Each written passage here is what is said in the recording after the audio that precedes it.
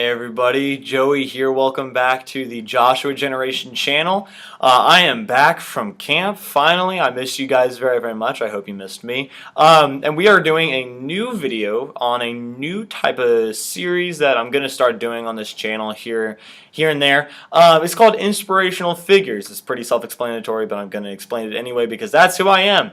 I just take an inspirational figure from history and talk about who they were, how they affected Christ's ministry, how they affected God's kingdom here on earth.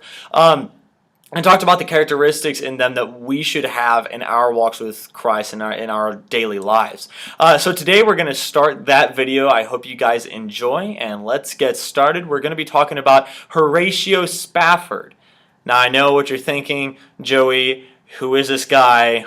Why on your first video talking about inspirational figures you could count on all of your toes and fingers people that are more famous for what they've done for Christ than Horatio Spafford. But Horatio Spafford is someone that has really touched my life and touched my walk with Christ, and countless others.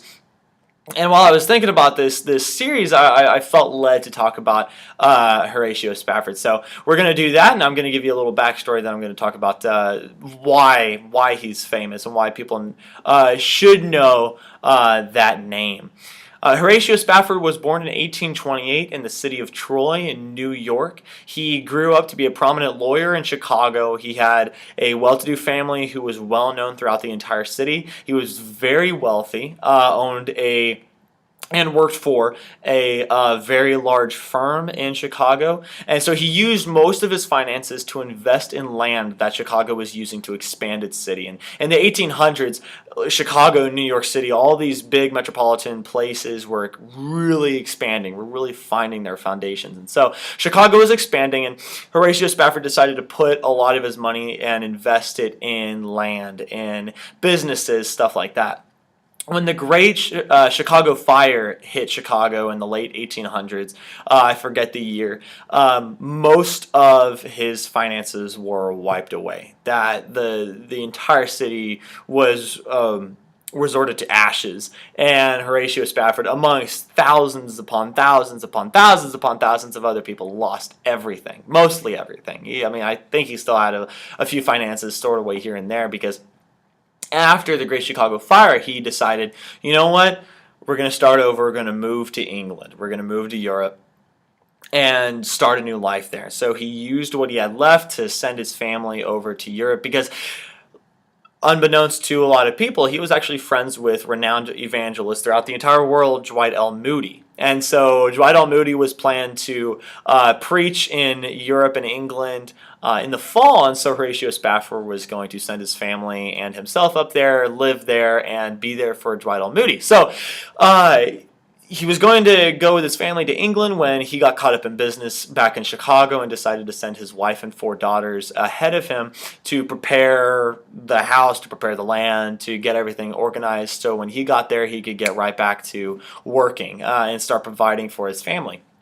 And so his wife and daughters leave on a ship to go to England, and he only finds out after his wife makes it back to England that the ship sank.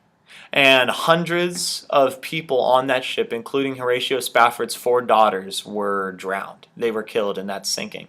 His wife made it to England and sent Horatio Spafford a telegram starting with the words, "Saved alone." Now you can imagine Horatio Spafford would have been expecting a number of other things to be put on a telegram from his wife when they made it to England, like, "We're all safe, we can't wait for you to get here, it's beautiful here," or something along those lines, not "saved alone." And so not only was Horatio Spafford's finances, his entire wealth was just wiped out, either in paying to go to Europe or wiped out in the fire, but he lost all of his worldly possessions. He lost his 4 daughters, and those aren't the only kids he would lose. He lost a son in Chicago to scarlet fever, and I believe he lost another son in England to scarlet fever. And so in total he lost 6 children, but 4 in a horrific ship accident. And so he finally gets out of Chicago. He heads to Europe to meet up with his wife, and when his ship passes over the spot where his daughter's ship had sunk and his 4 daughters, among hundreds of other people, had drowned, he wrote the famous hymn, "It is well with my soul." That even in midst of great trials, he wrote one of the greatest hymns praising God for the faith that we have in Christ Jesus.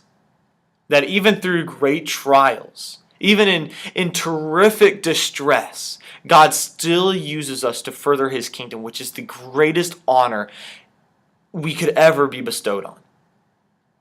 That being able to be used as a vessel for God's kingdom is the greatest thing we could ever do in our lives. And so when God uses our trials and turns them into triumphs, that is the most beautiful thing ever. It's more beautiful than having all the wealth in the world. It's more beautiful than having the best family in the world. Because all those things fall away when compared to the beauty and majesty of God's plans for our lives. And Horatio Spafford had enough faith in God that even in these times of great trials and tribulations, he still had enough faith to trust that God was going to use him to do great things for the ministry of Christ, for God's kingdom. And he did. That Horatio Spafford penned the lyrics, which were ultimately put to music by Philip Bliss. He penned the lyrics to "It Is Well With My Soul," which has touched the lives of the entire world since the 1800s. We need more Horatio Spaffords in this generation.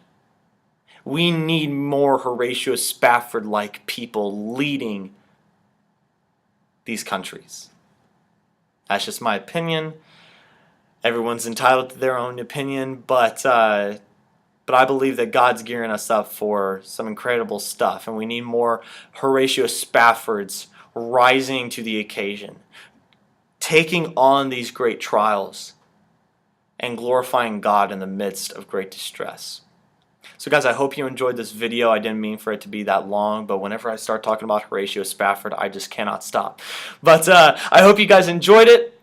There will be more inspirational figure videos on the way. I'm just going to do it here and there wherever I feel led to do it. If y'all have an inspirational figure that you want me to touch on, then leave it in the comment section below, or message me some other way. I'll hope to make a video on it. So guys, thank you for watching this video. I hope you liked it, and I hope you come away with it with some new knowledge. I hope you learned something new today.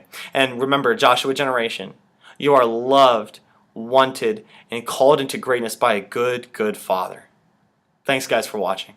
Bye.